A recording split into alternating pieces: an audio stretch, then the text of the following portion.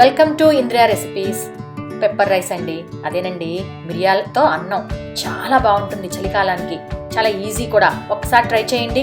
Pepper rice చేసుకోవటానికి ఉడికించుకున్న అన్నం 1 కప్పు కావాలండి.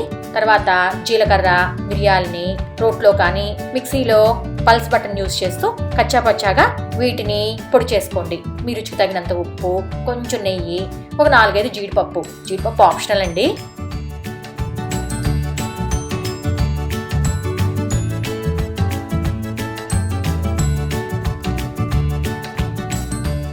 తర్వాత పొయ్యి మీద కడాయి పెట్టి అందులో 1 స్పూన్ నెయ్యి వేసుకోండి. నెయ్యి ఇష్టం లేకపోతే నూనెనా వేసుకోవచ్చండి. దాని తర్వాత అందులో జీడిపప్పు వేసుకొని వాటిని బాగా వేగనివ్వండి. దాని తర్వాత ఫ్లేమ్ని లోలోకి పెట్టుకొని దాంట్లో మిరియాల పొడి, జీలకర్ర పొడి వేసుకోండి. ఇవి కచ్చాపచ్చాగా దంచుకోండి, మరి పౌడర్గా అయితే అంత టేస్ట్ ఉండదు. దాని తర్వాత ఉడికించిన అన్నం దాంట్లోకి వేసుకోండి. మీ రుచికి తగినంత ఉప్పు కూడా వేసుకొని స్టవ్ ఆఫ్ చేసుకొని ఒక్కసారి అంతా కలుపుకోండి. అంతేనండి, చాలా ఈజీ కదా.